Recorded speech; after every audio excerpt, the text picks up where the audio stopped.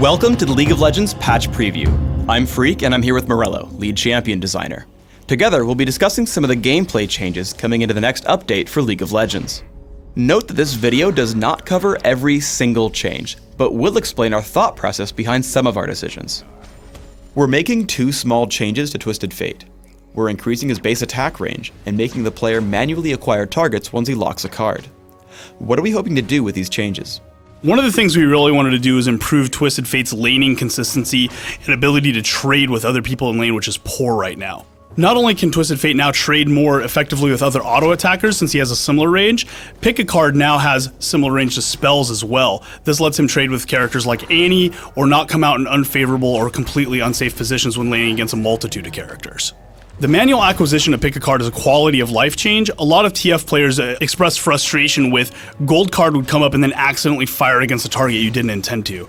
This will make it so TF really has control over the targets he picks, and he has to choose the most effective target as opposed to accidentally firing it at the wrong target due to fate or weird circumstances.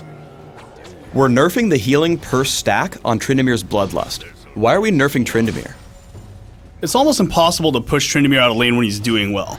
This is because the heal for how much rage he has is very high. This means when Tryndamere is in there dominating his lane, getting tons of hits on the enemy, crushing lots of minions, his rage is always full and he's healing for a ton. This doesn't leave a lot of counterplay options to the enemy laner. Conversely, we haven't touched the base level heal, which also means that if Tryndamere does have a bad lane, he can go ahead and still survive in that lane and try to make a comeback and do some counterplay on his own.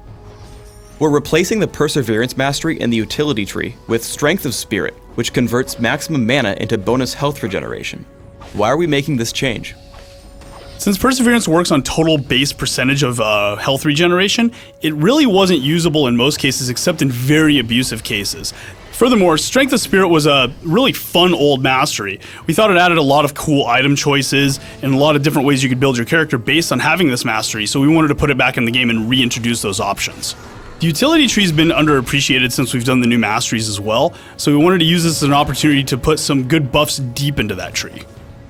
We're introducing a lot of new runes in the new patch to replace the dodge runes that we're removing and refunding in the near future. These new runes have stats like hybrid armor and magic penetration, gold over time seals, bonus percentage health, lifesteal, and spell vamp. What are the goals with these new runes? Simply put, the first reason is new runes are cool and make more options for players. Players like to experiment with crazy builds, find their own niche of the way they like to build champions, and new runes just allow you to do that better. Percent health runes are a natural fit on champions who have health that they get from abilities or other statistics that scale on health.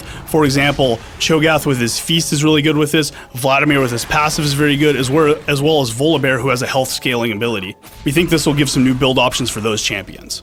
Hybrid penetration runes are something that not only fans have been asking for a while, but also really gives that kind of like, oh, do I build armor or magic pen on characters like Akali or Jax or Kayle or other champions who scale on both magic and physical damage? For these hybrid characters, these new runes will give you more total penetration than alternating magic and armor penetration runes would on their own. I wanted to talk for a second about the new lifesteal and spell vamp quintessences.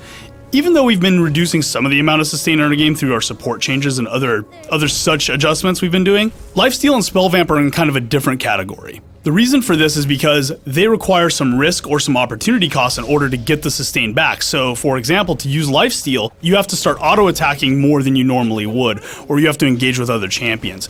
This makes for some interesting decisions on these champions, as opposed to them just passively getting health back. Thanks for tuning in to the League of Legends Patch Preview. Please subscribe to the Riot Games YouTube channel above, and don't forget to thumbs us up just below the video.